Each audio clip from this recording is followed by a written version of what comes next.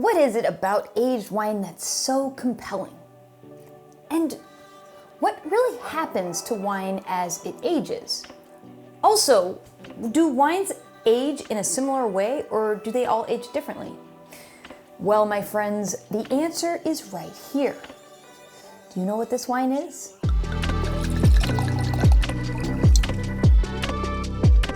In this glass is a unique wine from somewhere around the world. Let's see if you can figure out what it is, where it's from, and how old it is. Let's take a look at the color. Wow, this is a deeper gold color.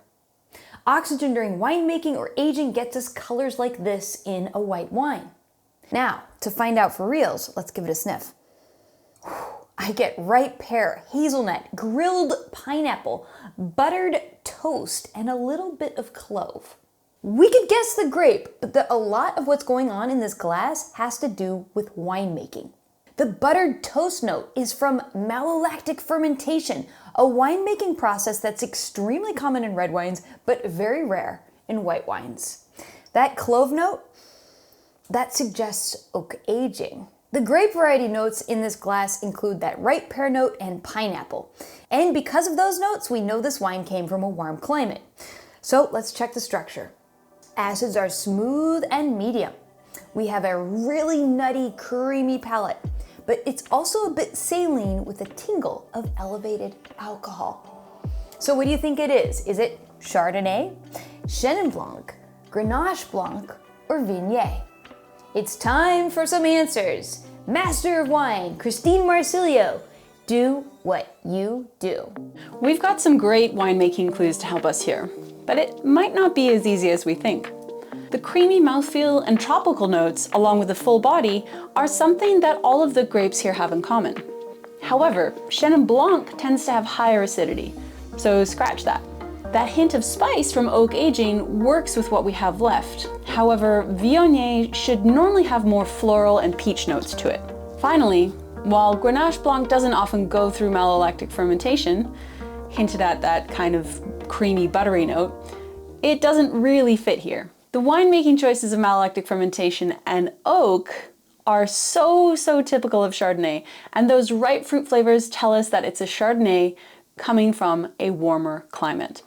Chardonnay is one of the most planted grape varieties in the world, and it's grown in some of the most extreme climates, from pretty cold, like in Chablis, France, to very warm, like we find in Stellenbosch, South Africa. It's hard to hate this grape once you realize how diverse it is as a winemaking grape variety. There are super flinty and lean unoaked Chardonnays, Blanc de Blanc sparkling wines, and full-bodied, buttery, and oak-aged styles too. And when Chardonnay ages, it tends to lose some of its fruit aromas in exchange for more nutty and savory flavors. It also gains a deeper golden color. With this voluptuous texture and intense buttery character, this screams classic Californian Chardonnay, specifically from Napa Valley. Now, Napa Valley has a range of climates, from much cooler in the south to pretty warm in the north. And wineries can actually blend fruits from across the valley to make wines with both luscious ripe fruit and really fresh acidity. So if you're curious to learn more about Napa Valley, you will love Wine Folly's Napa Valley 101 course. Let's jump over to Madeleine to find out more about the specific producer of this tasty wine. Today we're tasting Olivia Edmond 2018 Blue Chardonnay from Napa Valley. Warm climate Chardonnay wines tend to evolve a little more quickly than red wines. In fact, I find this to be true with most white wines. And what's cool about that is it means you can start your own cellar aging white wines for maybe about 5 to 6 years and see them evolve from these fruity floral wines into nutty, deeply colored wines like this one. And speaking of flavors, aged whites pair exceptionally well with rich, gooey cheeses, nuts, and olives. So there you have it. We are one glass deeper into the fascinating world of wine. This wine is part of Wine Folly Club, so if you'd like to taste along, you can become a member. And we've got more tasting videos like these coming up, so definitely subscribe so you can learn more about wine. Until next time, happy tasting, salud.